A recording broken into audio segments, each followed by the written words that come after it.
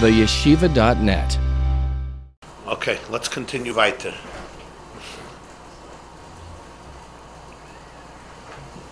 Morgen. 128, yeah? In the middle of Perek Gimel.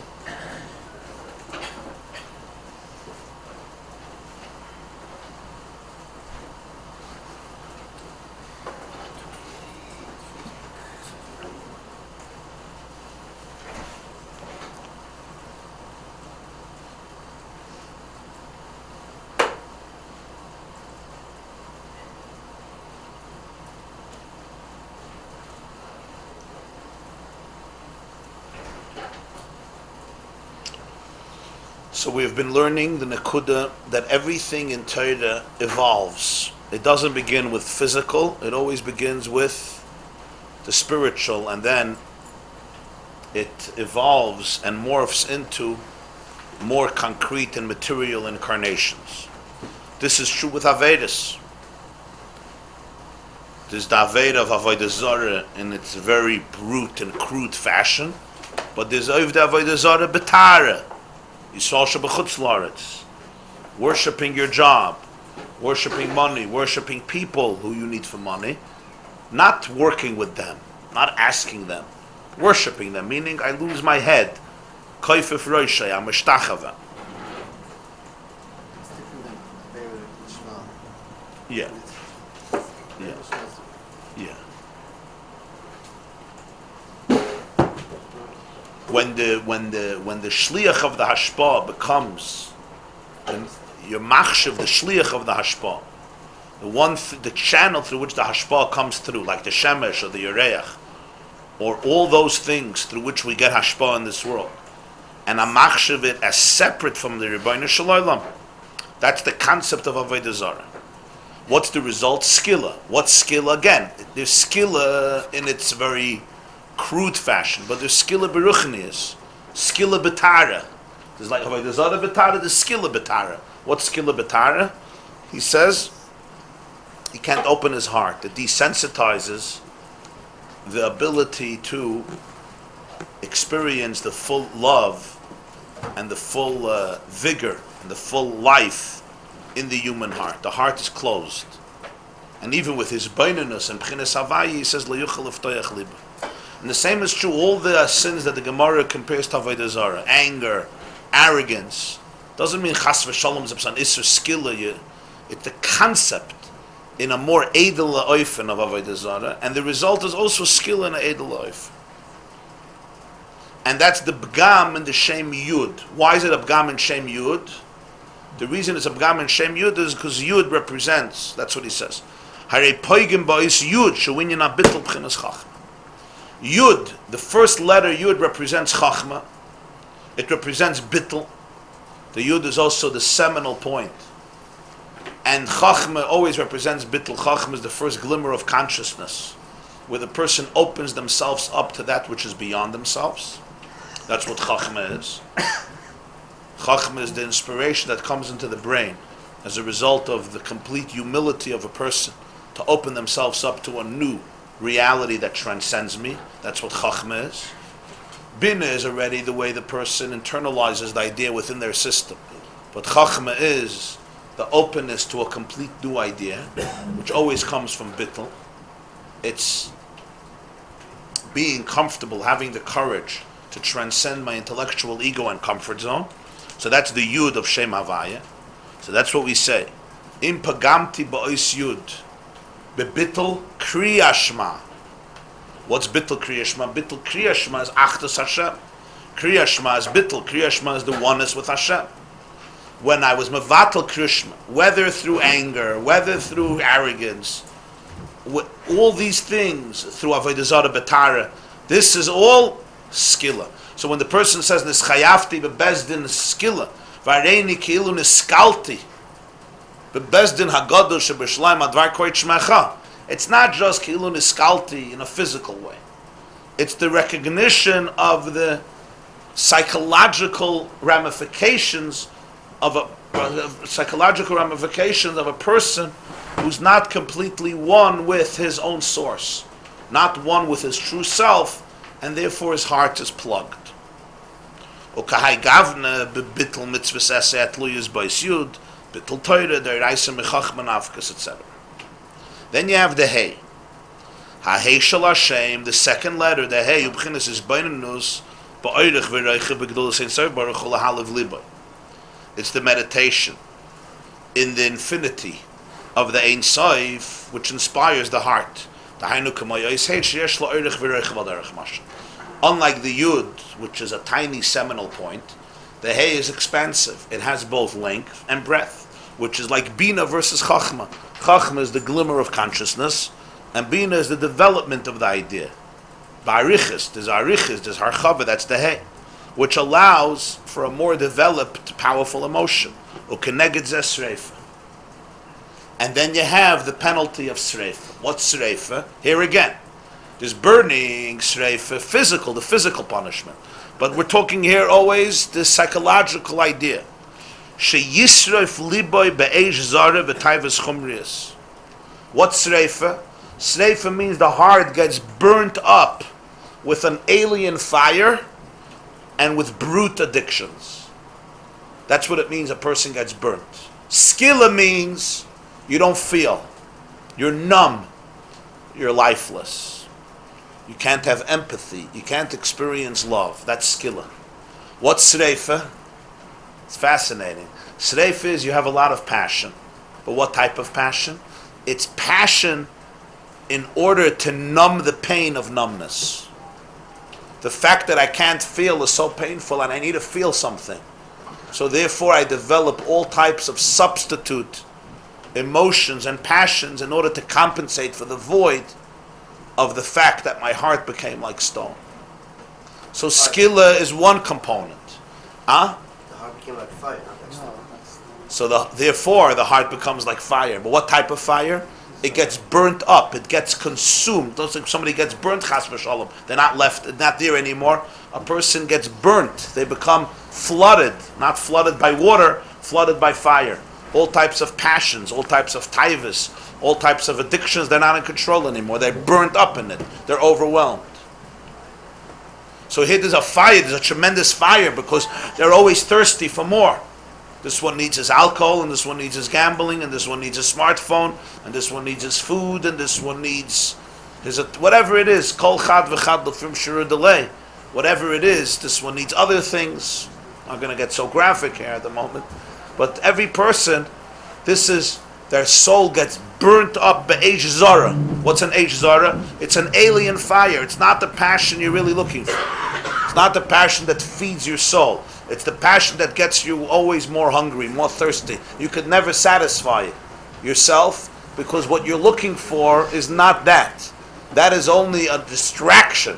Eish zara means it's alien. Eish zara also means it's a distraction. It's a distractive. It's a distractive. It's a fire that's simply distracting you. The negative side. Yeah. You need distractions. It's a distortion. Of what they're really looking for. Yeah. It becomes a distortion. It becomes a substitute. At the moment, it feels good because sebren. I'm a chaya. I'm alive, but I'm killing myself. Ultimately, it makes the skilla worse. It makes the skilla much worse. Sreifa. Sreifa comes after skilla. Again, in Mrs. Bezdin, in Gashmis, it's either one or the other. In Ruchnis, it's not either one or the other. It's an evolution. Skilla is one concept. The next step is sreifa. But it starts with skilla. It starts with a pain. It starts with a numbness. So you have here in 2 lines, in 3-4 lines, you have here 200 years later, 300 years later, and all the books on addiction and recovery and 12 steps, all this here. You have it in 2-3 lines where no one spoke about this before. The system doesn't start with sreifa, it starts with skilla. It starts with the pain of having a leva ever. And that's why the more sensitive the person is, the more the sreifa is. The more sensitive the person is, his heart closed up, the more the sreifa. Because the leva evan is painful, it's traumatizing. Huh? Yeah, some people are sensitive to their heart. Yeah. The fact that my heart becomes like stone, some people, they don't care. So my heart's a stone. But if you have a big heart, you can't tolerate a heart of stone. So what do? So you need a big eish zara. to make believe the heart is alive, the heart is feeling, the heart has love. But the heart is not experiencing love, the heart is experiencing an alien love. It's not a love that feeds the heart. It's a love that takes you further away from the heart, and that's why it's never, ever satiated. And tomorrow I need a bigger dosage, because it's just, it's getting there. Once I have it, it's garnish geblieben, it's an eish zara, I got burnt up, there was nothing left of me. It's not an eish that nurtures me, that puts me on fire. It's an eish that destroys me. There's two types of eish. There's sitting, in the forest in a tent by a bonfire and roasting marshmallows, you remember, or hot dogs, and enjoying the flame, singing songs. That's an eish that's nurturing. And then there's chas v'shalom, an eish that's destructive. It's an eish that chokes a person, that kills a person. The same is true emotionally. You have these two types of eish. I read before, once that happens, you can't get the lay of heaven off. What do you do at that point? That's why you got to stop the fires. You have to put out the fires. As long as I have an escape route, once I stop the fires, I'm gonna feel the rock. Once I feel the pain of the rock, I could confront it. Hitting rock bottom, very good. You got to hit the Evan. You got to hit the Lev Evan. And what the Sreif is, by every person it's different. He doesn't say a klal. He says, Eish zada v'tayvus chumri is chuli. Whenever it says chuli, means etc., etc., etc. In other words, you finish the sentence, or the paragraph, or the chapter, or the book.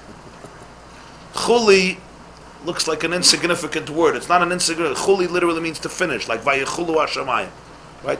So you say Maamer Chazal will say v'chuli. V'chuli means instead of ending it, it's like you finish it off.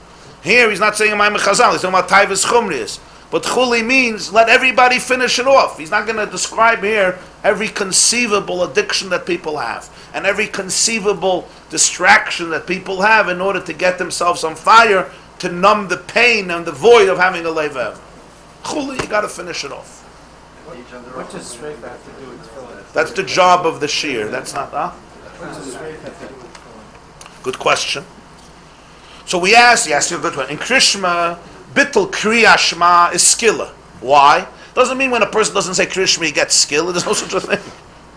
Or in the Al-Chet, we want to say Yom Kippur, right? Or Erev Yom Kippur. We're going to say Al Chatoim Shana Chayavim Alayim Skilla, Sreif, Beheaded, Chenek.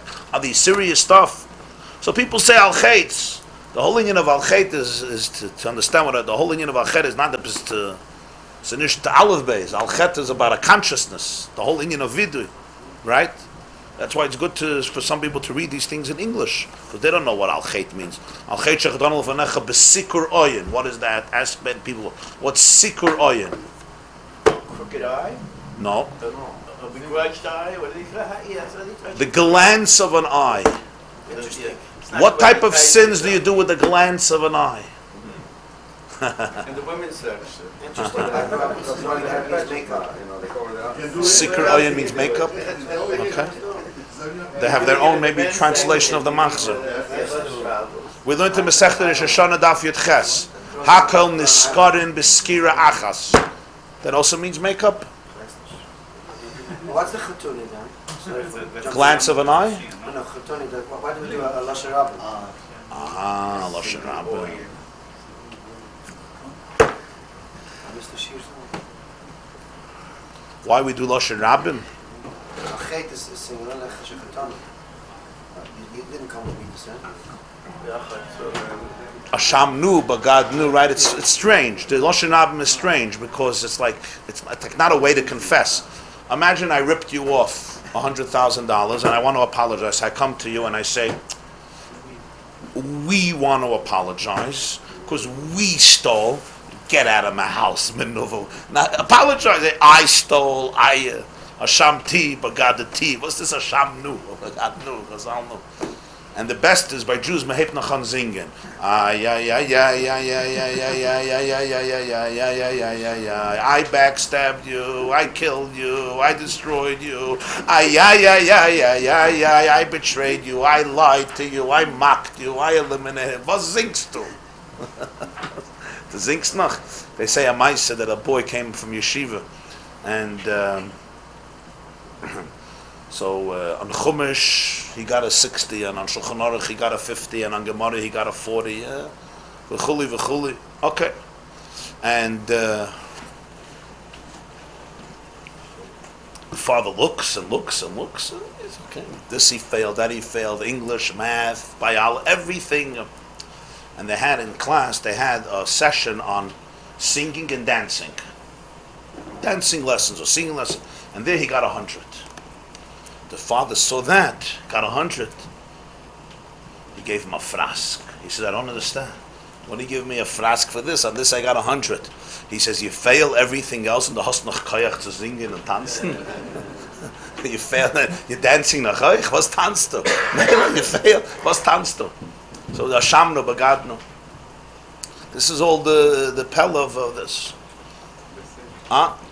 It says we want to meet Hashem. We hint to Hashem that we did it together. It says for you couldn't do it without him.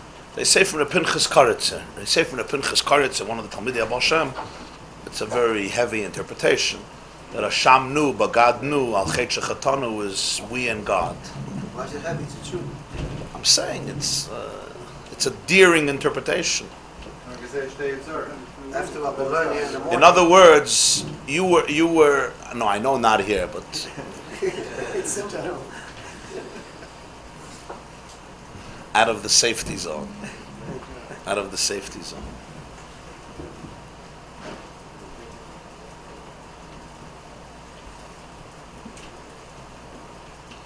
And then there's also the idea of group therapy, the idea that people together feel their incompleteness and they can acknowledge their brokenness, and it's always more powerful.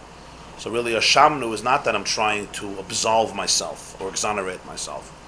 It's the idea that we are, what do they say, don't judge another person just because he sins differently than you.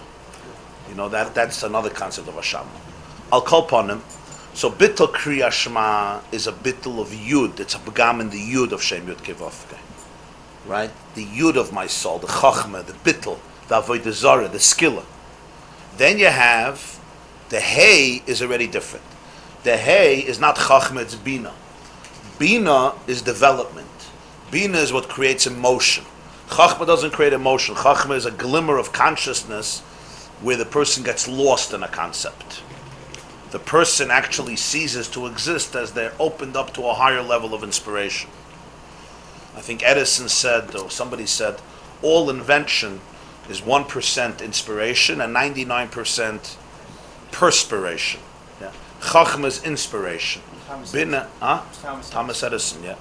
Bina is perspiration. It's the avoid of his beinunus, which is the hay, which allows you to really fully understand the concept and therefore develop a slavos. So therefore, when a person is poigim in that capacity, the eish of kedusha is overtaken by the eish zara. Yeah. So now take a look. The kayoytze bezaharbe prote yaveres or bittul mitzvah sheim poigimim es Hashem avaya kol chad lefum mai de yada benafsh. So I'm not giving here a whole list, but all the different pratim of averes or bittul mitzvahs, which blemish different elements of Shem Havaya, every person according to what he knows in his own soul. There's my skilla, there's my sreifa, there's my hedek, and there's my chenek. So for example, you ask about tefillin. What is tefillin? Tefillin you put on the heart, on the kshartam loisal yadecha, on the muscle against the heart, the bicep against the heart and on the head. So it says in Shulchan Aruch, the kavanah of tefillin is shibud halev v'hamayach. It's harnessing, it's channeling the heart and the mind. A person could know something in their mind, but it's not translated into the heart. What is that? That's the hay of Yud Kei Vav Kei, which is the bina, which is brings the emotions, the midas, which the opposite of that is sreifa, where I'm very emotional, I'm very passionate, but I'm passionate about my addictions. I'm not passionate about my true values, my true connections, my own soul, my own relationship with God and with life. So the bittul of tefillin is the b'gam of hay. No, bina leads to it. Once there's bina, there's a full understanding of a concept, a person can emote.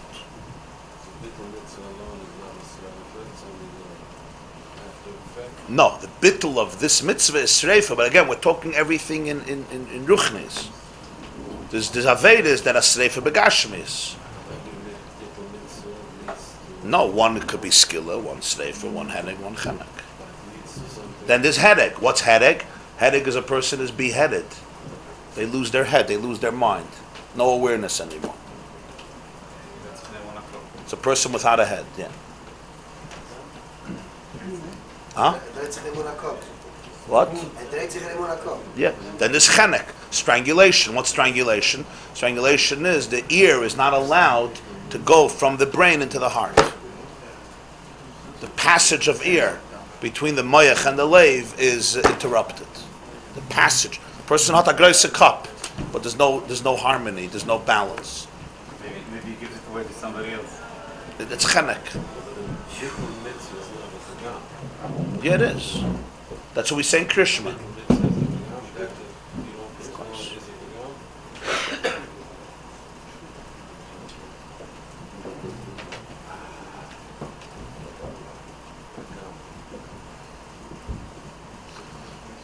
It's what do you mean by the word b'gam? I don't know what you mean by the word b'gam. A bittul mitzvah means what's pshat a bittul mitzvah? Bittul mitzvah means if a person needs certain value. We know today that certain people's behaviors are based on a lack of certain nutrients, vitamins that they need. They're missing vitamin B, vitamin C, vitamin D, whatever it is, right? These are nutrients that are necessary for a healthy body to function. There are nutrients that are necessary for a healthy soul to function. That's what we mean. Yeah. Asher al kain, because of all this, what's the result?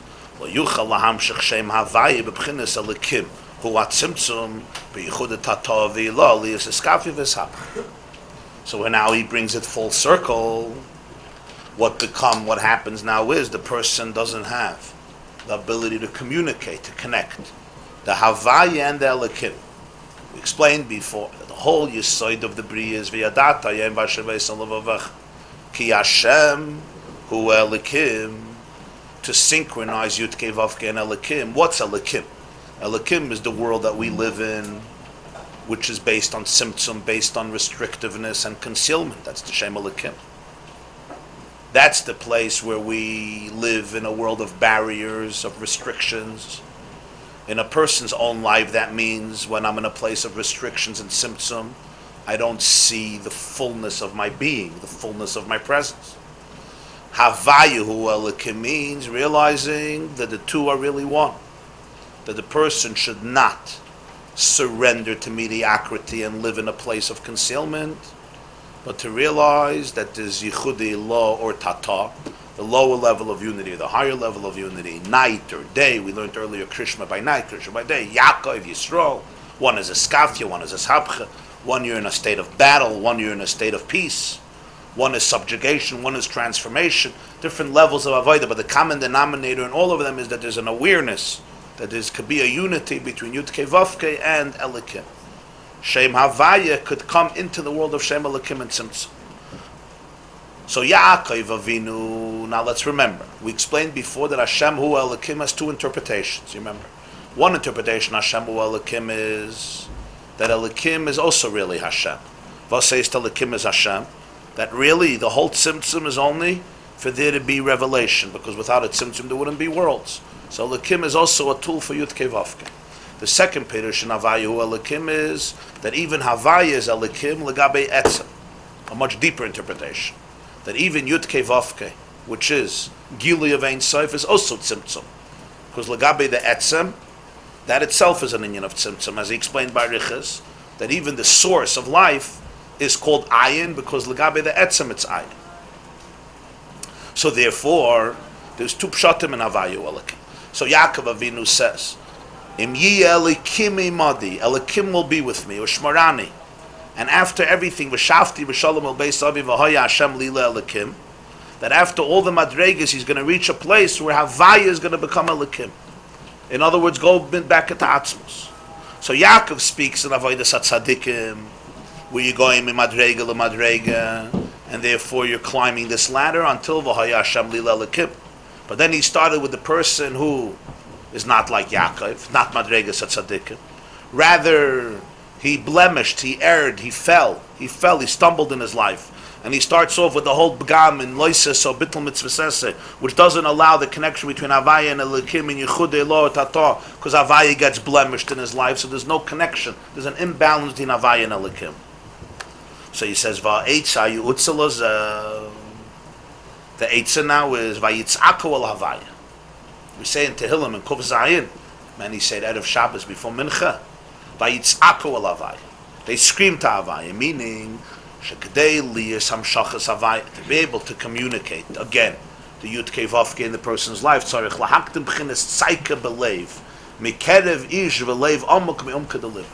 The person has to be able to experience an outcry, a tzaik.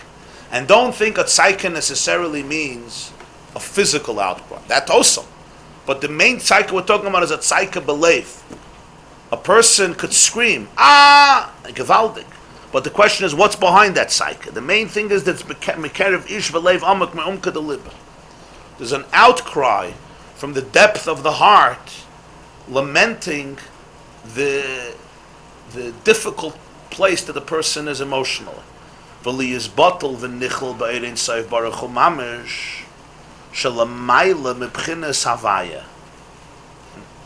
ani havaya hu shmi.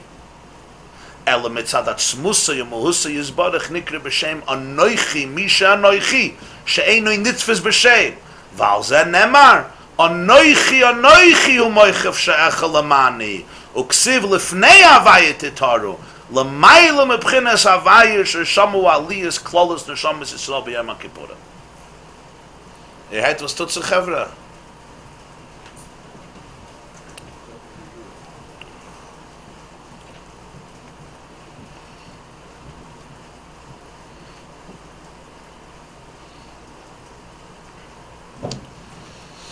Again, we say at the end of Yom Kippur, Hashem Hu Elikim, 7 times.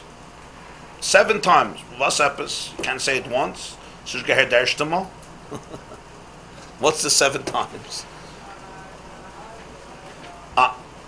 So the truth is, the 7 times represent 7 stages of aliyahs. What's the vart? So again, in Chumash it says Hashem Hu Elikim once. Doesn't repeat. There's another pasuk, Atarei Saladas Ki Hashem Hu Elikim. In Navi, with Eliyahu Navi, what does it say? Twice. Yeah, the story of Eliyahu Navi we learned before in Melachim Aleph Yud Zayin Yud Ches. Vayiplu kol am al pneim vayoimru. You remember? Vayoimru Hashem Hu Elikim twice. The story with Eliyahu and the Nevi Abba. Why twice? In Chumash once, by Eliyahu Navi, when all the Jews are worshipping Avodah Zarah, and he takes the 2 bulls and they make the whole experiment, and the fire comes down on Eliyahu Navi's bull, everyone screams Hashem Hu Elikim twice. Why twice? So it's a hafla de kabir now, because there's the Hashem Hu Elikim of the tzaddik, and there's the Hashem Hu Elikim of the Baal Tshuva. The Hashem Hu Elikim of the tzaddik is one Hashem Hu Elikim. The Hashem Hu Elikim of the Baal Tshuva is a different Hashem Hu Elikim. What's the difference? Hashem Hu Elikim means Hashem and Elikim are one. So for this we have to, what does it mean Hashem Hu Elikim? It's like saying Yankel is Yankel, thank you. Shmedel is Shmedel. God is God. So in the English Siddurim, they have an Eitzah. Hashem Hu Elikim means the Lord is God, thank you. What's the Lord and what's God? Obviously you're trying to say a word. Hashem Hu Elikim. You would think Hashem is Nisht Elikim. Hashem is Elikim. Bashamayim Imal, and even Valaretz Mitachas. You would think in heaven, yeah, Hashem is Elikim, but it's not. So the vart, of course, is Elikim is the divine energy that's manifested in the universe where it's completely concealed. You could walk the planet as an atheist, as an agnostic, completely spiritually desensitized, and the world works. That's what we got to say 7 times. Das ist far Likkutei Torah, but yeah. That's good. It's a far Likkutei Torah. That's a step before. It's richtig, but it's a step earlier.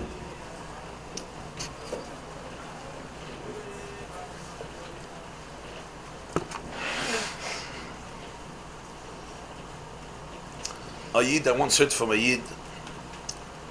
His name is Rabbi Yaakov Brower. He's a professor of neurology, neuroscience in McGill University. He's also a Chassidish Yid. So it's an interesting combination. He's a big scientist, a neurologist, a neuroscientist, like a big mind. So I once heard from him. He lives in Montreal. He had a line board with Payas. Taught university for many decades, neuroscience. So I once heard from him that very interesting depiction. So he's a Baal Shuvah, became a Baal Shuvah many years ago. He was a Harvard student, medical school in Harvard. So he said once he went into a lecture in McGill. McGill is in Montreal, right? He went into a lecture with his students. So they were discussing biology and the brain and the body. So there was a skeleton on the stage, on the podium. There was a big skeleton, full size, and he brought his son for the lecture. Take him out of the house. He brought his son, 6 years old or 7 years old, to be with him in the hall to sit around. Son walks in and sees the skeleton and says, "Tati, it's not a real skeleton, right? It's fake, yeah? It was just made from rubber or plastic." He says, "Why do you say that?" He says, "Look, first of all, it's white. That's not what my skin looks like. It's not even what my bones look like. Second of all, there's screws everywhere. There's so many screws. My body doesn't have screws.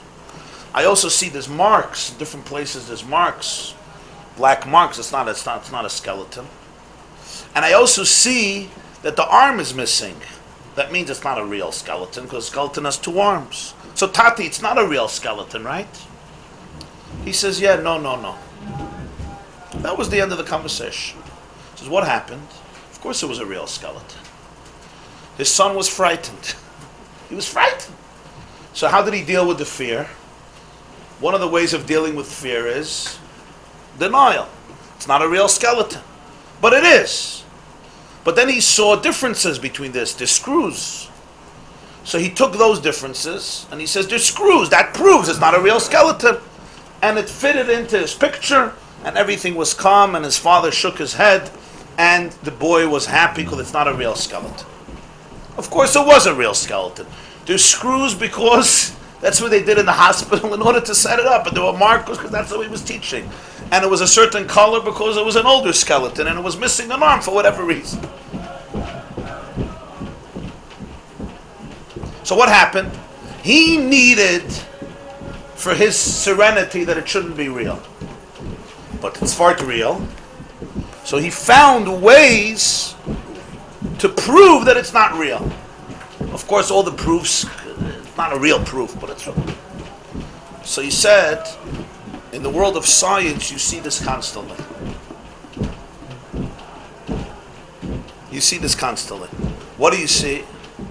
He says, "Noch in Davenen." In Kitzvah.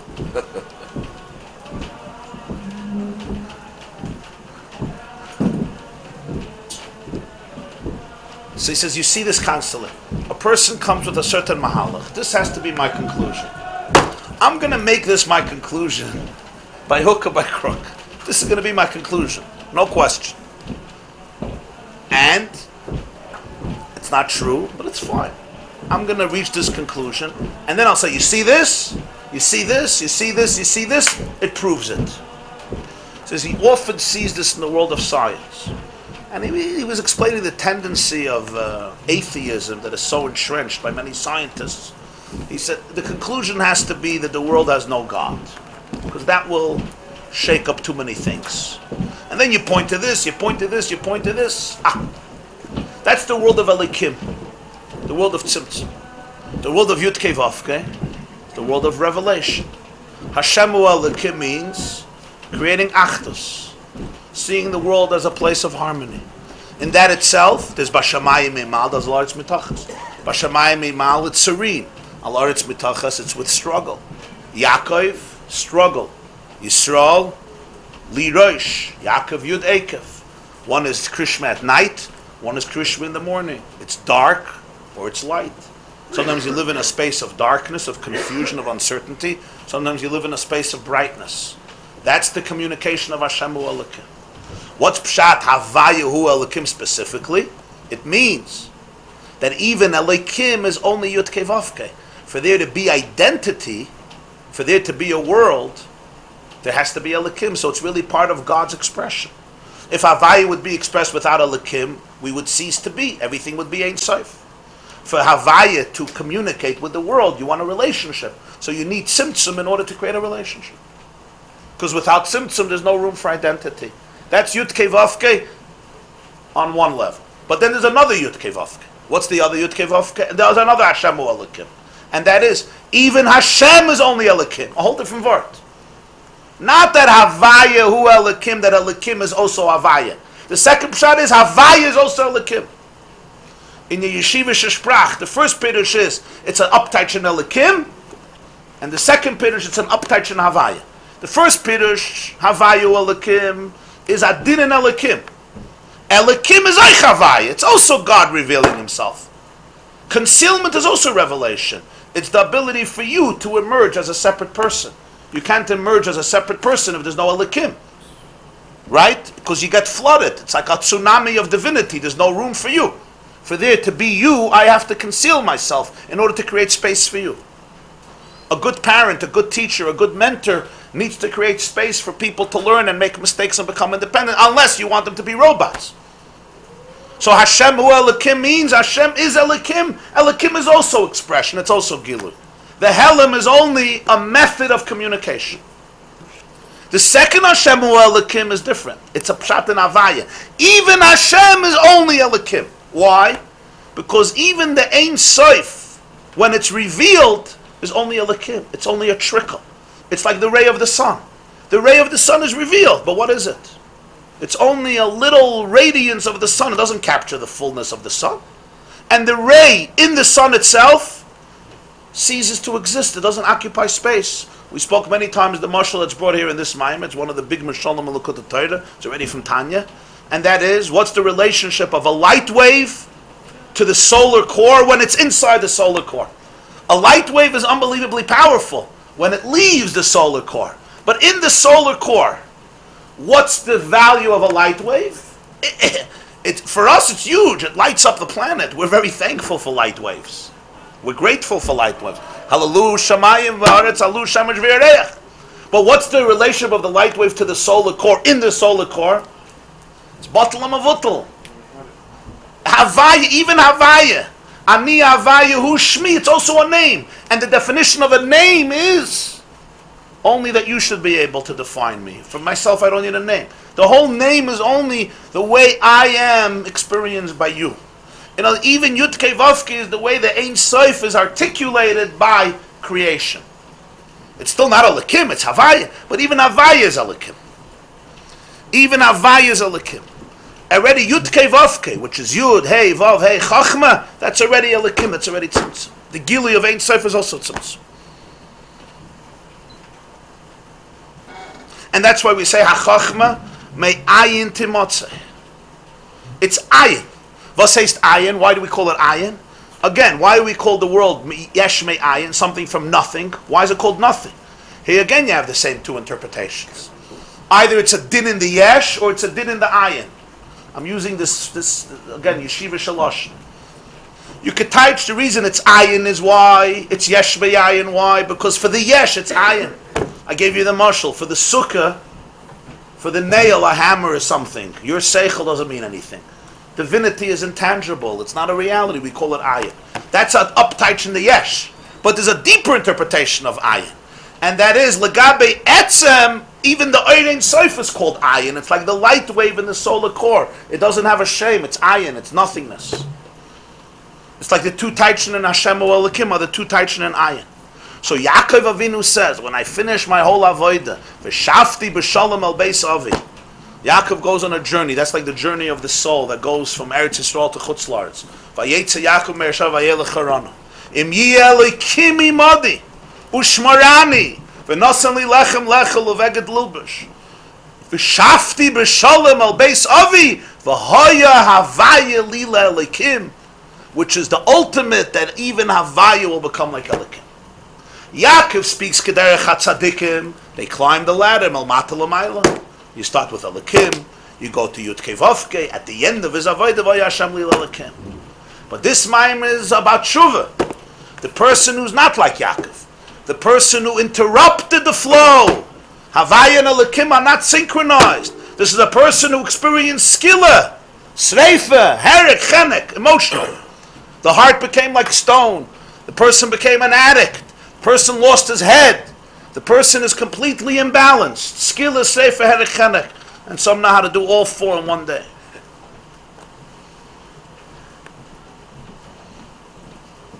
One sort of word from the Lubavitcher Rebbe, he said that halacha by mikvahs, the sheer mikvahs memsa. So the Gemara says a mikvah has to be amma al amma biroim shalosh amas. The sheer of a mikvah is the water should fill an amma, right? Of an amma length and an amma breadth. The depth, the height has to be 3 amas. 3 amas. Basically, Chazal explain amma al amma. Usually the length of a person's body is amma. The thickness of a person's body also could be le'erech hanama. I mean, depends again. The oirich and the roichav, and the height of a person is dalet amas. But shalosh amas is till the head. Shalosh amas is basically 4 feet, 5 feet, till the head. Till the head. Again, we're talking average. Till the head. So basically, you go into a mikveh. The minimal size of a mikveh is, and it basically fits your body till your head, and then you have to, of course, bend down to get your whole head into the mikveh. But it's biroim shalosh amas, and that's the concept of mikveh. So the person could fit in, and that's basically what we estimate to be our boyim saw. That's the cheshbon in Masechta Pesachim and other places. So the Rebbe asked, if it's for the person, why don't you do arba amas? It should be biroim arba amas, which includes the head. Which includes the head. So he said a word in Yiddish, he said. The concept of mikveh is to be matayr from tumah. The Gemara says in Sotah of Gimel, Amar Rish Lakish, Ein Adam Oived Aveda Elim Kei Nichnes Bei Ruach Shtus. A person doesn't sin unless a spirit of insanity comes into him. So the Rebbe says, Volte gehat a Kop, Volte dich nicht gesündigt. The Sibbe of was darf haben mikvahs, weil hat nicht kein Kop. Volte gehat a Kop, if he would have had a head, he wouldn't have gone there. The reason he has to go to the mikvah is the hat nicht kein Kop. So therefore it's made for the person who's biroim shalosh amas, not biroim arba amas. Biroim arba amas wollte ich nicht gedacht am mikveh. He's not fully present. He doesn't have presence in his life. That's the concept of headache. That's the concept of chenek. Then there's skilla sreifa. Skilla sreifa is he can have a head, but the heart is like stone, or the heart is burnt up with addiction. So this type of person, you talk to him about havaya, elikim, evesish was the rest. There's no Havaya, there's no synchronization. Not Yichudei Elah, not Yichudei Torah, not Yaakov, not Yisrael. So the Balatanya says, what happens now? Is this person hopeless? Vayitzaku el Hashem. You have to scream to Yud Kei Vav Kei. What do you mean you have to scream to Yud Kei Vav Kei? Because you're higher. You have to go beyond Yud Kei Vav Kei. We say in Kippur many times in all the slichas, Anoichi, Anoichi hu moiche b'she'echa. What's Anoichi? Anoichi is not Yud Kei Vav Kei. Anoichi is higher than Yud Kei Vav Kei. V'hoya Hashem lila elikim, Hashem hu elikim, Havaya is also tzimtzum. L'gabi Anoichi. Who erases sins? Anoichi, Anoichi, Anoichi b'shach. We say in Kippur, B'yoyim hazeh yechaper aleichem, l'tayr esem mekol chateseichem, lifnei Hashem titaru. So the Welt teaches, what's lifnei Hashem? Before Hashem, you'll become pure. Lifnei really means what? Before. Far, heche, lifnei. Before Yud Kei Vav Kei. When you reach the place that's deeper, that's earlier, that precedes you, from there you'll have Torah. Because this person was poigim in Yud Kei Vav Kei. The Yud is blemished, the Hey is blemished, the Vav is blemished, the Hey is blemished. And that's skilla, sreifa, herek, chenek. The flow of divinity in life, the balance of heaven and earth, the balance of soul and body has been interrupted. The psyche of the person who wants to get out of the mess reaches l'maylam b'chinas havai. And he says, that's where Klolos Neshamas Yisrael go Yom Kippur. When he says Aliyas Klolos Neshamas Yisrael, it's a very interesting expression. When you talk about a person individually, I ask you, where do you go Yom Kippur? And you say, I become hungry on Yom Kippur. That's Yom Kippur. For some people, that's Yom Kippur. He's waiting. So he says, Aliyas Klolos Neshamas Yisrael. You have, every person is on their own journey, there's no question. But there's a concept called Klolos Neshamas Yisrael. Neshamas Yisrael are like a symphony. It's like a body. It's an organism called Neshamas Yisrael. On Yom Kippur, Klolos Neshamas Yisrael are Oila. How much you feel what's happening with Klolos Neshamas Yisrael depends on how much you feel what's happening Bechlal. How in tune you're with energy. Some people are not in tune. They're still Oila also. They're also part of Neshamas Yisrael. But you bring take a horse, Caligula, the Roman emperor appointed a horse to the Roman Senate. So you had a horse in the Senate. So now you take a horse to a symphony, 600-piece band, and you take the horse and you put the horse in the front seat because it's your horse. And right in the middle of the symphony, the horse gives a grunt, kediboyel. The horse is by the symphony, but I don't know how much he's typhus. It's like you put Jews at a symphony, they go to sleep. Like Jews at ballet, at opera, the sophisticated Jews from Manhattan go to all these things, but the wife forces them to go and then they fall asleep. So, Close the slow, the Anoichi takes care of them. That's what they hang Yom Kippur, Neshamas Yisrael are oila to the B'china of Anoichi. And therefore, how do you finish Yom Kippur? Hashem hu Elokim. Neshamas Yisrael are margish that even Yudkei Vavke is at Tzimtzum. Even Gilui Ein Sof is at Tzimtzum. It's the intimacy with Atzmos Ein Sof. It's intimacy with Atzmos Ein Sof. I'm going to tell you another word from the Rebbe. He said, what's Pshat Ne'ilah? The Welt teaches what's Ne'ilah. Everybody knows what you remember in yeshiva. What's Ne'ilah? Why do they call it Ne'ilah? Everybody forgot everything. Huh? Yeah. Psachlo nushar be'es Ne'ilah shar. Yavay Hashemesh, Yavay Hayoim ve'yivin. The sun is about to set. The gate, you know, it's when the garage starts coming down. You know, what do you have to do? You got to run out or run in, because if not, you don't want to get. You don't want to get it on your head. The garage is coming down. The gates of heaven are about to close. Chaparayim. Last time for tshuva. Last moments for your tefillas, for your bakashas. Because Ne'ilah shar, it's a time of closing of the gates. Ne'ilah. So what's the feeling of Ne'ilah? In a few moments, it's going to be over. Seize the moment. Chaparayim. Which is true. That's Ne'ilah. But there's a deeper pshat of Ne'ilah. The deeper dimension of Ne'ilah is, during Ne'ilah, the gates of heaven are closed. But you're inside. You're on the other side. You're not outside anymore.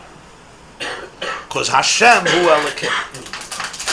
As long as I'm in outside, there's Elokim, there's Yudkei Vavke, but even Yudkei Vavke is Elokim. By Ne'ilah, you're inside. You're not anymore outside. You're not a spectator anymore. In a chasana, it says Yom Kippur is a chasana. We wear white. We fast. Yom Kippur is a chasana. But you know in Poskim, what's the end of the chuppah? The end of the chuppah is not the breaking of the glass. The end of the chuppah is what? The yichud room. According to many Poskim, that's the chuppah, yichud. That's why you'll see the Masada Kedushin brings the Eidos always to the yichud room, because you need the Eidos there. The yichud room is only chosan and kala. The chiddush of a yichud room is that even the shvigger can't stay. Even though she wants to. They always chase her out. Not only that, even the photographer, who's usually the balabas of the whole chasana, and more important even than the chasan and kala kiyadua, the photographer is the most important feature at a wedding. Nothing else is as important as the photographer. Even he leaves the yichud room. And even the Rav, the Masada Kedushin, leaves the yichud room. What happens in the yichud room? There's a oneness. It's the first moment of oneness after the chuppah. That's the pchin of Ne'ilah. And you'll also see in the yichud room, I know a little from experience, no chassan, even though they're fasting all day, there's always good food in the yichud room, better than at the wedding. But they don't touch it. They leave the food for the rabbi and for the photographer. Usually the Rav and the photographer come in afterwards, they're mechalek chetzi, and they eat up everything, and then they go to the chassan, they don't have to eat anymore. Of course, they fressed in the yichud room, nobody saw. The photographer, nobody takes pictures of him because he's the photographer, and the rabbi makes a deal with the photographers. That's what happens basically in the yichud room afterwards, after the action is over. But it's a funny thing, they never eat. They never eat. You fast the whole day, of course, after the chuppah, hopefully the adrenaline is flowing so much, you don't have to eat. You'll see Jews complain a whole Yom Kippur about food. A ganz Yom Kippur they complain. By Ne'ilah, you say Shema Yisroel Hashem Elokim, there's a certain hergish by Neshamas Yisrael, they're not hungry. So Al Pi Pshat, you'll say, because supper is coming very soon. So relax. But that's a very superficial interpretation. If you know what's happening, they don't need food at that moment. In the Yichud room with Hashem, with Atzmos Umuhus, it's the B'chin of Anoichi Anoichi. Even Yudkei Vavke is Elokim. So Mele, it's beyond description. This is not God with names. This is Anoichi beyond the Ein Sof. It's not anymore the light wave. It's the solar core itself. That's where the tshuva reaches. Because he can't reach into Yudkei Vavke. Because he was poigim in Yudkei Vavke. He dimmed that light. He cut himself off from that light. But you could cut yourself off from light. You can't cut yourself off from the essence. Because the essence is not defined by light or darkness. I can cut myself off from light, not from the essence. So he says, Vahainu, how do you get there? Aide B'chinas Rachmanas. This is an unbelievable word. How do you reach to that place of Anoichi? It's always through empathy, through compassion. Compassion on who? Compassion on yourself. B'chinas Rachmanas. And on others, automatically. Midasei Shel Yaakov, Mavriach Min HaKotza LaKotza. It says in Chumash and Truma that there were many briachs, there were many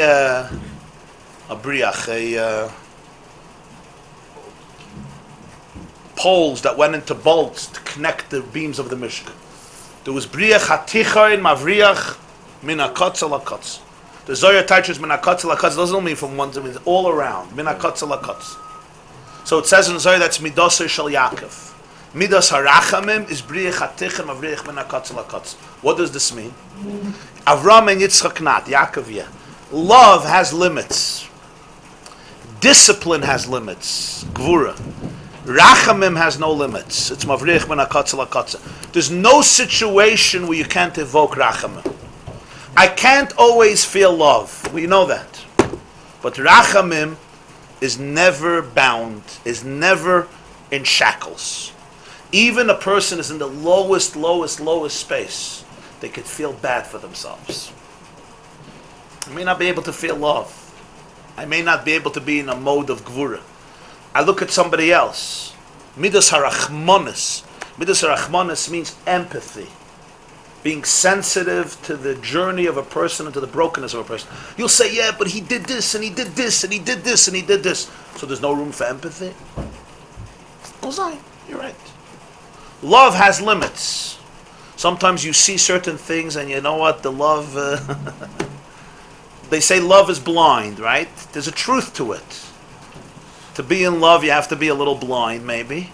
And when you open your eyes, sometimes it's like, whoa, I can't love you anymore. But I can always have empathy. I can always have compassion.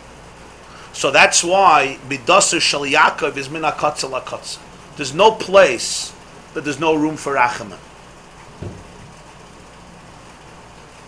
So therefore, it says, Dahainu min hakotze hatachten sheyorad mata mata el hakotze ha'elyon shemerosh kol dargin b'chinas anoichi shel hamayla b'chinas havaya.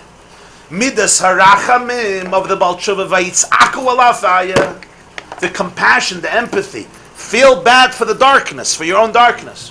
It's mavrich min hakotze lakotze. From the lowest place, it goes to the highest place. To the Kotze Ha'elyon, beyond Yudkei Vavke, it hits Anoichi.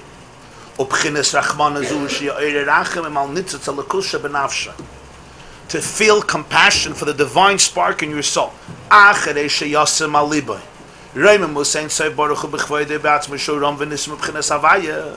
When a person realizes that the Ein Sof is deeper than Havaya. Ki Havaya b'chachma yasadaret. Yudkei Vavke begins with Chachma, v'kulam b'chachma sisa ksiv shu kasiya gashmas. We say in Daven, in kulam b'chachma sisa, literally it means you made everything with wisdom. Baal Tanya teaches even Chachma is Asiya. Even Havaya is Elikim. Ve'ila zois harachmanas g'doyla al nitzitz l'kusha b'nafshe eich sheyarat ployim igriram. So when you understand who you are, the person essentially is a chelik of Ein Sof, a nitzitz of Ein Sof. You understand a little bit what Ein Sof is, or you don't understand what it is. But you can appreciate that even Yudke Vavke is only a Likim. And this nitzitz of Ein Sof is in the person. And where did the person come to? Where did the person end up in? When a person can really be cognizant of this is in a very deep place, realizing all the distortions in the human soul. We always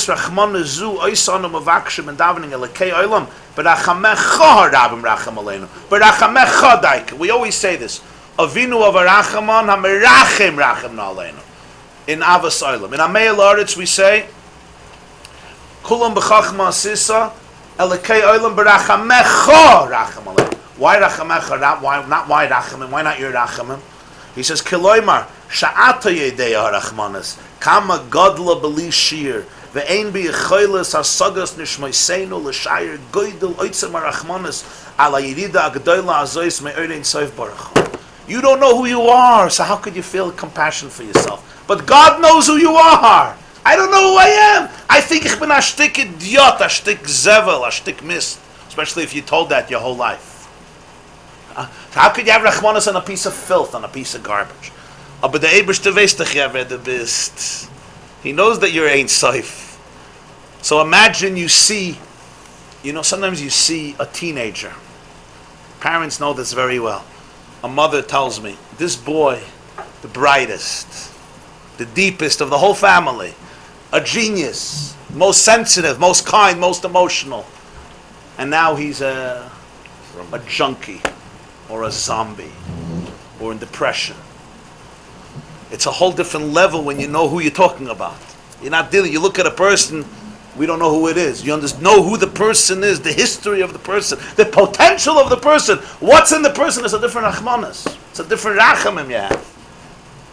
But as much as we can appreciate who we are, we don't know who we are. We know that we're Ein Sof. But du weißt doch, yeah, you know who I am. There. Only the Ein Sof really knows what Ein Sof is. To really cry for your exile, you have to understand what your potential is. If you think you're a slave and you're born to be a slave, okay, you're born to be a slave. But if you're born to be the king, and then you become a slave, and you walk around by chasanas, and instead of eating by the smorgasbord, you go to the garbage can, and you eat from the garbage, because you think you're a dog, and that's where you belong. And then somebody looks at this person, it's like, whoa. I grew up in a community, Crown Heights section of Brooklyn.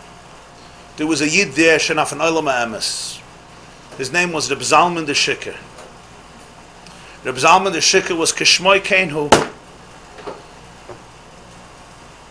Reb Zalman the Shikr liked to say L'chaim, not only Shabbos afternoon by the Kiddush, and not only after Shachris by the Tikkun, but also before Tikkun Chatzos, after Tikkun Chatzos, before Daf Yomi, after Daf Yomi, also middle of Daf Yomi. At Eastern Parkway there's an island with benches, and he would sit with Crown Royal. Now he was a deep person. In fact, he was a composer of songs, and he used to get royalties, because he did some very heavy songs in the 60s. But Nofel Shikris. And he would collect money, but he was a very interesting person, but a mamash shikr. So haben alichtike ganeden. And Reb Zalman the Shikr, he would say interesting vertlach. I told you once a word I heard from him. He said the opening Rashi of the whole Chumash is Bereishis bara l'kimus hashemayim v'sa'aret zak Rashi amar Reb Yitzchak lo hayot tzarech. There was no need for this. This whole enterprise was unnecessary. So Reb Zalman would collect money. He was, not from everybody. He had a little class, but if he schmecked that you'll respect him, he was on. Now, so in 770, a lot of people every morning. So, and in the evening, and especially the Rebbe was there and would speak or give, meet people or give dollars. So thousands and thousands of people came. So it was very good for stuff for business. But he wasn't the only one who thought that. There were another 1,000 beggars who would come. So once he was in a grocery store, the Khan Supert over there on Kingston Avenue. So he tells a Yid, a chaver of mine, the chaver that they're waiting there, and he was buying a little food to satisfy his own. The chaver said, Reb Zalman, I think he bought, they were selling lottery tickets. So he bought a lottery. He said, what happens if you win the lottery? What are you going to do with all the money? What are you going to do with all the money? You're going to be, well, you have money, what are you going to do? So what he said? He said, I'm going to hire security guards and put them at all the entrances to 770, not allowing any beggar inside. So I'll be the only one. I'll have the whole 770 for myself to collect stocken. The rest, some people live their whole lives like that. He already won the lottery. He's a multi-millionaire. But he's still a beggar. Elamai, he'll have security guards, so nobody else will be allowed, so he'll be able to collect from everybody money. That's B'rachamecha Rab Racham Aleinu. He already has big asagas. He's already hiring security guards. But I can't get out of that orbit. That's the story of life. It's a sad story, but it's the story of life. They say there was a schnorr in Yerushalayim. He would go up all the buildings in Yerushalayim to collect. They asked him, what will happen? What will you do? He says he'll build elevators in all the buildings. So he won't have to climb up 7 stairs in Meir Sharim. He won't have to climb up 7 floors to collect money, to get 9 agurot, to get a shekel. He'll have elevators everywhere. He'll build elevators in Yerushalayim. So even when you think about the godless of a person, the Ein Sof, it's all relative to all the messages that I heard my whole life. The Bistados, Vilsdog, you want to give the messages? I think once a week we have to hear the messages. Or that you tell yourself. And even if you grew up in the most loving environment, an embracing home, where you were built up in a healthy way, I'm not talking about in a spoiled way, in a healthy way, still, you're built up as a good person. But the real koyach of a neshama of Ein Sof is lost. So you say, B'rachamecha Rab Racham Aleinu. Du weißt doch, yeah. You know what a neshama is. You know who I am. You understand the Rachmanis. I don't. Sometimes our eyes open up and we're like, whoa, wow. But that's when you're sensitive. That's already the beginning of healing. That cry of Rachamim goes min hakotza lakotza. It takes you from the lowest place to the highest place, which also means something very deep. The moment you can have genuine compassion for yourself, you're already in a very deep place. You're in a good place. Even though you didn't do anything. The moment you have real rachamim on yourself or on another person, it works together. If you can have racham on yourself, you can have racham on another person. If not, not. If you're judgmental to the world, you're judgmental to everybody, you're in a different place. But if you can have compassion, doesn't mean you agree. Compassion doesn't mean the person is not guilty. Compassion doesn't mean the person doesn't have to. Compassion means you're sensitive to the trauma. You're sensitive to the pain. You're open to the pain. That's a primary emotion. That's not anger. That's a primary emotion. That's min hakotza el hakotza. The person is in the lowest place. That's true. And that's what, and Rachamim is the only midah that does no madrega that it doesn't touch, doesn't reach. It's midas Yaakov. It's called midas Amos. Mavriach min hakotza el hakotza. I say, can you love this guy? I can't. But can you feel bad? Can you feel empathy? I can feel empathy. Empathy doesn't mean I agree. Empathy doesn't mean I don't have to have boundaries. Empathy doesn't mean I could be his best friend. Empathy doesn't mean there's no consequences. Empathy literally means being sensitive to the pain of the reality of a person. So being judged by God is the greatest thing in the world because of course. He knows everything about you from the beginning to the end. Jetzt sagst du gut. It's the sweetest thing. Of course. People read on the Sana Toikif and they go crazy. Really, Nisana Toikif is one of the most loving prayers in the world. Because who do you want to be judged by? You want to be judged by the one who knows you in your deepest, deepest places, knows every struggle, knows your innocence, knows the trauma, knows a person who's abused. He knows you deeper, deeper. That's who you want to be. Who do you want to be judged by? You want to be judged by people who sit like this and say, You don't look exactly how you should look. You want to be judged by that. Being judged by God is the sweetest thing, because it's being judged by somebody who knows your unbelievable potential and your unbelievable beauty and greatness, and also knows the complicated journeys of life. Vayitzaku el havaya. This tzayke reaches beyond Yudke Vovke. Midas Harachamim has the power to lift a person from the abyss into the place that's even deeper than Yudke Vovke, which is Anoichi. I, no names. I has no names. Yudke Vovke is a name. A name by definition is already an outer layer. A name by definition is already how I am experienced by you, how you relate to me. It's not me. Anoichi is I myself. Anoichi, Moichib Shechel Amani. Twice Anoichi. Likewise. Okay, nicht als. I just want to read a few lines here. We'll finish. So he says, we'll never figure out the Oitzam HaRachmanis. Al Ayirida G'dayla Azes Ma'odin Tzayv Baruch Hu. You know why? Me'achar shenishmoiseinu hem bebchinas gvul v'nivre yesh me'ayin ein lehem argosh zu al Ayirida Azes Ma'odin Tzayv Baruch Hu. We could be very sophisticated, but ultimately our souls are finite. Yesh me'ayin. And even the ayin is ayin legabe de etzem. So we cannot have the full hargosh of what this Yirida of Ein Sof means. To understand the Yerida, you have to know where you were. I told you sometimes see a person, if you knew where they were, you start crying. You didn't know who they were, this is where they belong. That's what's raised the hearts, right? Isaac the Hurst, you see teenagers, you see young people, you know who they were, who they can be, if they could only, who they were when they were 6, 7, 8, 9, 10, before the monster got involved over there. And then you see the journey. And it's a whole different level of rachamim. That's within human terms. Now imagine the Gabi the Ein Sof. He says even the greatest neshama, it's a nivra, and the nivra can deher. What's the transformation from Ein Sof to Yesh?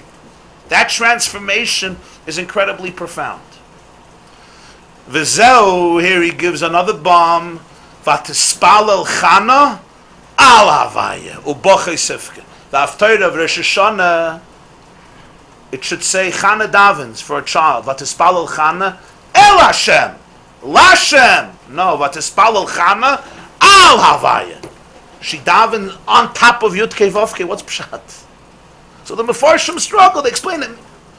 Haftarah of Shana. Vatispalel Chana Al Hashem Uvachi Sivke. So he teaches Shaydei Pchines Pchia. Him Pchines Amidus Esoidus Arachmanis Tispalel Al Hashem Al Dai Kalmailu Pchines Havaya. You know why she could reach to a place that's al havaya? Because there was Bachei Sifka. Bachei Sifka is the sob, which is also the shofar, the shvarim and the truah. That is the midas harachamim that elevates a person from the lowest to the highest. Because midas harachamim creates a paradigm shift. If you can really feel compassion for yourself, it means you know who you really are. And if you know who you really are, you're already there, even though you're not there. The moment that addict, you've ever seen it happen? The moment that addict has a moment when he really could feel rachamim for his soul, for his journey, for his life. Not deny it, not numb it with more znus. The moment he could feel it, now you're not healed yet, but you're the beginning of healing. The moment you could cry over the fact that you don't know how to cry, you'll be able to cry. If you could cry for the fact that you don't know how to cry, then you're already lifnei Yudke Vovke. And it has to be lifnei Yudke Vovke. You know why? Because your Yudke Vovke is destroyed. You have severed the channels. There's no Hashem Hu Elokim by you. The regular Hashem Hu Elokim, the first taich. Now here's where the whole Maamer comes together. The first taich of Hashem Hu Elokim doesn't exist by you. Why? What's the first taich? That even Elikim is also Havai, it's also Gili. In your case, that's not true. By you, Elikim is Elikim. It's Tzimtzum, Helim, everything is just concealed. You have to go to the second Hashem Hu Elikim. That even Hashem is only Elikim. And therefore, the B'gam in Yudke Vovke is true. You don't have Shaykhs anymore to Gili. You have to go to the source. The source, which is undefined, could be found everywhere. That's beyond Yud Kei Vav Kei. Even Yud Kei Vav Kei is only a name. It's pretty big. It's infinity, but it's a name of infinity. This person, Yud Kei Vav Kei won't do the trick. This person has to reach into the etzem hanefesh mamish, the core of existence, which lives even in the addict, even in the soul that's completely broken. But the only way he could come there is if he feels the brokenness, if he doesn't try to protect the brokenness. The moment you could feel the brokenness and have rachamim, vatispalel Chana al Hashem. So Eli looks at Chana. What does she say? He say to her, "You're drunk." You ever thought about this? A kohen gadol watching a woman break down crying. Imagine you're sitting in shul, and a yidin comes in Yom Kippur to the Aron Kodesh and starts crying and sobbing. You look at her and say, Weibele, hast getrunkenheit? What time was it? Maybe she's broken. She says, Loi, isha kshas ruach anoichi, ve'eshpoiches nafshi, lifnei Hashem. Weiter, lifnei Hashem, Yud Kei Vav Kei. Eli saw something. He saw something. Ve'achsheveh Eli l'shikayra. The person who's bachai sifka, Eli was seeing something very deep. He saw something here unusual. That was the bachai sifka. And then when he understood what it was, he was complete. He melted. He was transformed. It's a different type of tefillah. It wasn't anymore the tzaddik's tefillah. It was the bachai sifka. Yeah. Atazah. So now let's finish this paragraph. V'zehu Shuvah Yisroel ad Hashem Elokecha. Here are Taichin HaPosek. The Haftarah of Shabbos Shuvah is the first Posek. Shuvah Yisroel ad Havaya ad Yud Kei Vav Kei Elokecha. Everybody teaches, return Israel till the Lord your God. He says, no. Shuvah Yisroel ad Havaya Pirush ad Shahavaya Yiyeh B'Bchinas Elokim. What's Pshat Shuvah? Shuvah is the Pshat, you reach a place that Havaya becomes Elokecha. That Yud Kei Vav Kei is Elokim, Tzimtzum. Al-Yidei HaTshuvah Hi Usayrus Rachmanis, which brings you to a place of Anoichi. And Legabe Anoichi, Yud Kei Vav Kei is also Elokim. And therefore you don't have to get in a spall from the B'gam and Shem Havaya. Because you touched Anoichi. You messed up with Yud Kei Vav Kei? You messed up with Yud Kei Vav Kei, but Anoichi is there. Ki Ikir HaTshuvah B'leiv. Tshuva is in the heart. That's tshuva. Tshuva is not words. Shatiyah tshuva g'dayla kol kach b'pnimi yisalev mi'um kedeliba ad ki yoshev levatel v'likolol b'yrin say baruch hu mamish shalamayla mayla m'b'chinas havaya rak lifnei havaya titaru v'anoichi anoichi u'moicha. What's pshat tshuva? That the person's relationship becomes so deep that you melt away in the Ein Sof itself beyond Yud Kei Vav Kei. The pain of the Yerida tells a person, I want to become one with you beyond any cheshbonis, beyond any level of identity that still is internalized within my framework. Because his framework broke and shattered, therefore he can experience a tshuka to be one with ultimate truth without any sense of self that's separate. And that's why only the rachamim brings him from a place that's lamata mata to lamayla mayla beyond Yud Kei Vav Kei. Dafka tshuva. Because it's such a deep experience of brokenness that the person is catapulted. That's the word. The person is catapulted. The base was catapulted meant? How do you explain catapulted? Kafakela. You learned about kafakela, but the good one. Like a swing, like the sling. The sling goes azoi. It's catapulted from this all the way up to Anoichi. Because with Yud Kei Vav Kei Hatish Nish Ken Sprach. He doesn't have a Sprach with Yud Kei Vav Kei. But he has a Sprach with the Etzem, beyond. And that's the Anoichi Hu Moicha Pshacha. That's why they don't say Hashem Hu Elokim once. Moshe Rabbeinu says it once. The Jews who were Oved Avodah Zarah, they say twice Hashem Hu Elokim. Because their Hashem Hu Elokim is also the second Hashem Hu Elokim. That even Havai is only Elokim. That's the second Havai Elokim. Yom Kippur, we say it 7 times.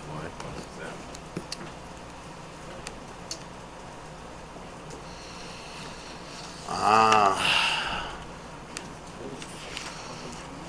I'll just read to you one line because Kippur. Take a look at page 130. Turn one page. The last line of the first column, you say, Biur al Shuvah Yisroel, you see? The Balatanya used to say Maamer very often, and a few days later, he would say a Biur on the first Maamer. What was the Biur? First of all, he would explain things more. Mostly, he would explain how he got to these conclusions. It was a deeper level. He would basically reference everything in, like, he would go back to Kisvei Harizal, and he would show what it says in Kisvei Harizal, and how the ideas were developed in his own mind. The first Maamer, he says the Inyan. The second Maamer, it's like almost a Rosh Hashiva telling the Talmud how he got to the Shir. The whole process. So it's much more, it's cross-referenced, and it's very deep, and this pulpulim. The Biyurim are very complex. So you'll see Biur al Shuvah Yisroel, he starts very differently. The Maamer Shuvah Yisroel, he starts with Yaakov and Yisroel, Yichudei lo Yichudei. Here he starts, this is how the Maamer starts. Issa b'Mishnas Chasidim. Mishnas Chasidim is a sefer by Rabbi Amnuel Chai Riki. Was? Mishnas Chasidim is one of the big Mekabalim, Mishnas Chasidim. Masechta Yuma. Be'inyan Zayin, Pamim Hashemu, Avay Elikim Shemina Ben Ilis Yom HaKippurim, V'zel L'shoyna. I just want to read the Lashon. But it's a complicated Lashon from Mishnas Chasidim. Havaya Zoh. Yud Kei Vav Kei Zoh basically is the Midas. Chesed Gvura Teferes Netzach Yisoid. Elikim Nukva. Elikim is femininity, which is Malchus. Basically, Nukva is the cavity, the hole, the opening where the Midas come into. On Yom Kippur, Havaya Zoh Choyzer Liyas Elikim. Havaya Yud Kei Vav Kei becomes Elikim. Ba'aloisei Alatika. When Yud Kei Vav Kei goes up to Atik, which is Keser, Shalagabe Ha'atik Kelikim Chashav. Because Lagabe Atik, Yud Kei Vav Kei is also Elikim. So why 7? Because Elikim is, because Havaya is Zah. What is Zah? Zah is Ze'er Rampin. So you have all the Midas. So you start with Bina, and then you go, because this is the source of Midas, then you have Chesed, Vur, Teferes, Netzach, Chayd, Yisayid. The 7 aliyahs that goes on Yom Kippur is that each one of Havaya is oila to a place where it becomes like Elikim. That's the Lashon of Midah. Now this is classic Kabbalistic code language. That's it. Atkan L'shoyne. Figure it out. The whole Maamer now, the Biur comes to explain the words of the Mishnas Chasidim. But already in the first Maamer you see what he's saying. Yud Kei Vav Kei, this is Al Derech. This is a Chassidus Chabad. He took the concepts of Kabbalah and tried to decipher it a little bit. You should understand. At least a little bit. So Yud Kei Vav Kei is a shame. It's a name. It's Ein Sof, but it's a name. Legabe Anoichi, it's Elokim. It's Midas HaTzimtzum. To get the ray of the sun out of the solar core, it's a Tzimtzum. Either ray of the sun is unbelievably powerful. It can warm a planet. That's true. It's unbelievably powerful. But Legabe, the solar core, it's Elikim. It's Midas HaTzimtzum. At the end of Yom Kippur, Neshamas Yisrael are oil on Yom Kippur to one noichi. So B'meila, how does the soul finish Yom Kippur? What's the natural expression of the soul on Yom Kippur? Hava Yehu Elikim. What Yaakov Avinu was hoping to reach at the end of his life, the Baal Tshuva reaches at the beginning of his life. Because he has no choice. He broke the system. Once you break the system, you got to go to a place beyond systems. That's the difference. The tzaddik lives in the system. People like talking about the system today. But here we're talking about a little bit of a different system. We're talking about the cosmic system. I'm not talking about the system of Ploini Almoini. We're talking the cosmic, God system. The tzaddik lives in the system. Just like you have a boy who goes through the system, what does it mean? He's a good kid. He doesn't break the rules, right? He follows the system, and you hope that he graduates, and you ship him off, and his children will also follow the system. That's the tzaddik. Good, you have Yaakov, you have Yisrael, you have Eskafi, you have Eshapcha, you have the struggler, you have the man of heaven, the man of earth. That's all in the system. The system has a lot of different people. That's the person who's loyal to God's system. God's system, there's Havaya, there's Elikim, and there's Havaya Hu Elikim. But then there's the person who breaks the system. How can he be healed? So some say you're damaged, you're finished, you're done. You're done, you're out of the system. Until you don't conform and come back into the system, you're out. But the Balatanya says he can't come into the system. The system is broken for him. He shattered it. And we're not discussing whose fault it is. It's not even a gay, huh? Talk about the fact. The fact is the system is broken for him. It's out of order. He comes back, sorry, out of order. So he's not a system person anymore. So what does he have to go? He has to go to the God that's deeper than the system, that's beyond the system.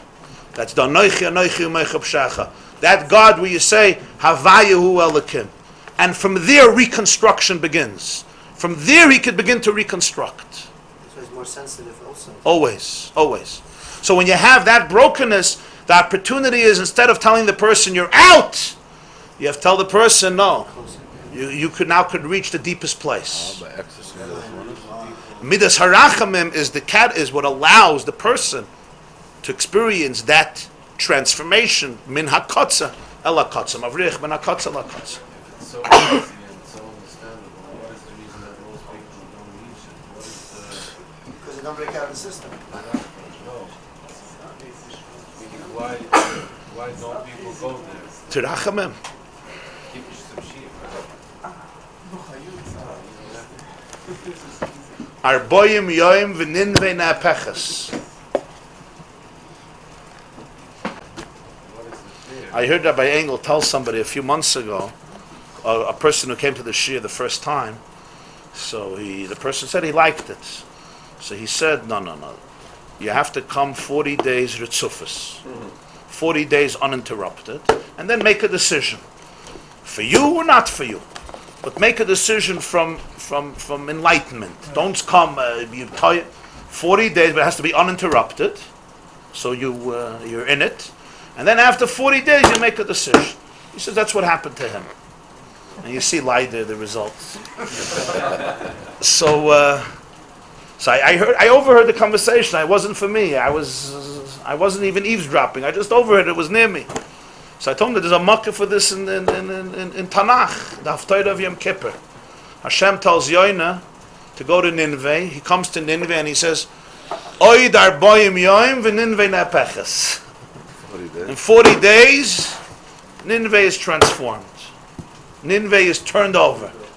Everybody has a shtickle Nineveh, yeah? Everybody has a shtickle Nineveh. And a shtickle Yoina that's sent to Nineveh, and Yoina runs away from God. A ganze Tag läuft er. And till he gets swallowed up by a fish, till he gets swallowed up in the Mayim Rabbim of life, and then the fish spits him out, and he sees he can't run.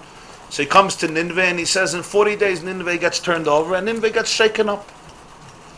So you're asking a good question, but the bist doch gewen arbayim yoim, so it's not a fair question. Asked about everybody else. A good geben shor to everybody, a gmachse metoiva to you and your families, to Tech Klal Yisrael. That's resumed on Monday? Yeah. Be'ezer Hashem will be here on Monday, yeah. And Yom Kippur, you're here? Yom Kippur, I'm here. You'll be speaking Yom Kippur? Yeah, Yom Kippur I'll be speaking in Shul after Kol Nidre, upstairs here, and before Yisker, and before Ne'ilah, and during Musaf and the Avodah, we'll try to sprinkle into the davening some insights, some explanations perhaps. Any singing going on here? I hope so. If you come. Das ist totally in the Baltfila. I hope so. 10 o'clock, right? Yeah, das ist totally in the Baltfila. The story of Yonah was a metaphor, Rabbi? Or was it supposed to be a real story? The story of Yoina. I read someplace it was a metaphor and some sefer. Yeah. Kenza? Why does this Goyish king believe this Jew in the first place? Some Jew comes from and it says he has 40 days here, right? I mean, no? Can you see that happening? The whole world is a metaphor. What's the metaphor? I don't know. And what was Eli doing in the women's section? We learn from there you don't need a mechitza? Maybe she went into the men's section. No, The truth is, only if she was drunk. She was looking for Shira. It was in the Mishkan. Yeah, but you said it must have been, I don't know, what was he doing there? Ah. Only the base HaMikdash was as it's I'll not. figure it out, I'll let you know. Rabbi Jacobson, I don't think you translated what the Rebbe said about the mikveh. So A mikveh is the height of 3 amas, which is around 4.5 foot till the head. So that the person, so he says, why shouldn't a mikveh be the height of a person? Right. What do you have to dunk? So he said the mikveh represents purifying yourself from impurity, from sin. If a person would have had a head, he would have never sinned. The mikveh is for the person who's missing the head, conceptually speaking. That's the mikveh. The mikveh is falor in the cup. He lost his head. He said, I lost my head. I lost. Shma. Wort. What's the shirt? I heard of the nail cast once. We all have a shirt. Put down the shirt. And I says, I'm not holding a shirt. That's what's in your hand. No, your hand, you hold it. He says, no, it's not a shirt. Very We're good. not talking to a So nicht a sheretz. No. Very good. This is good. Koyach. So what we didn't get into the reversing the heart of stone, to reverse the process. First stop the fire, put out the fire. Yeah. But there's got to be a progression, a prescription. Yeah. So this, but that's what he's saying, that by the Baal Shuvah he has to go deeper and then reconstruct. He has to go to a noichi and then he can reconstruct a system, because the system is broken. So from within the system, It's stuck. it's stuck. Very much related to that, because He has to break out of the system, even the system of Kedusha. The system of Kedusha didn't work for him. It's scary at this age to contemplate what that could mean. But we go sit and fast on the street there with a guitar. The system? The real reason is because Hashem wants them to have a relationship with Anoichi. So therefore he allows them to break themselves, so that their system could be destroyed, so that they could go beyond the system. That's the real vart. Tamevin?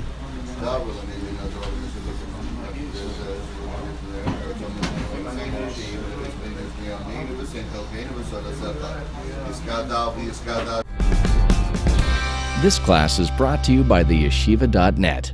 Please help us continue the classes. Make even a small contribution at www.theyeshiva.net/donate.